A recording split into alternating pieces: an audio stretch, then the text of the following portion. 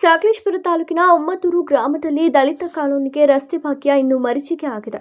ಮುಖ್ಯ ರಸ್ತೆಯಿಂದ ಕಾಲೋನಿಗೆ ಸಂಪರ್ಕ ಕಲ್ಪಿಸುವ ಕೇವಲ 100ರಿಂದ 150 ಮೀಟರ್ ರಸ್ತೆ ವರ್ಷಗಳಿಂದ ಅಭಿವೃದ್ಧಿಯಾಗಿದೆ.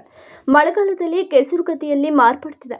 ಇದರಿಂದ ಶಾಲಾ ಮಕ್ಕಳು, ಅಂಗನವಾಡಿ ಮಕ್ಕಳು, ಮಹಿಳೆಯರು, ವೃದ್ಧರು ಹಾಗೂ ರೋಗಿಗಳು ತೀವ್ರ ತೊಂದರೆಯನ್ನ ಅನುಭವಿಸುತ್ತಿದ್ದಾರೆ. ತುರ್ತು ಸಂದರ್ಭದಲ್ಲಿ ವಾಹನಗಳು ಗ್ರಾಮಕ್ಕೆ ಬರಲು ಸಾಧ್ಯವಾಗದೆ ಸಮಸ್ಯೆಯನ್ನ ಎದುರಾಗುತ್ತಿದೆ. ರಸ್ತೆ ನಿರ್ಮಾಣಕ್ಕೆ ಹಲವು ಬಾರಿ ಮನವಿಯನ್ನ ಸಲ್ಲಿಸಿದರೂ ಯಾವುದೇ ಪ್ರಯೋಜನವಾಗಿಲ್ಲ ಎಂದು ಗ್ರಾಮಸ್ಥರು ಅಸಮಾಧಾನವನ್ನ ವ್ಯಕ್ತಪಡಿಸಿದ್ದಾರೆ.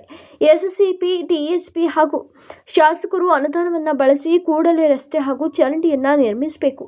ಅಧಿಕಾರಿಗಳು ಸ್ಥಳಕ್ಕೆ ಭೇಟಿ ನೀಡಿ ಶಾಶ್ವತ ಪರಿಹಾರವನ್ನ ಕಲ್ಪಿಸಬೇಕು ಎಂಬುದು ಒಮ್ಮತ್ತೂರು ಗ್ರಾಮಸ್ಥರ ಒತ್ತಾಯವಾಗಿದೆ. ಸರ್, ಇಲ್ಲಿ ರೋಡ್ ಎಲ್ಲ ದುರಸ್ತಿ ಆಗಿದೆ, ತಿರ್ಗಾಡಕ್ಕೆಲ್ಲ ಆಗಲ್ಲ. ಮಕ್ಕಳೆಲ್ಲ ಸ್ಕೂಲಿಂದ ಕೆಳಗಿಂದ ಮೇಲಕ್ಕೆ ಬರಬೇಕು, ಆಗಲ್ಲ.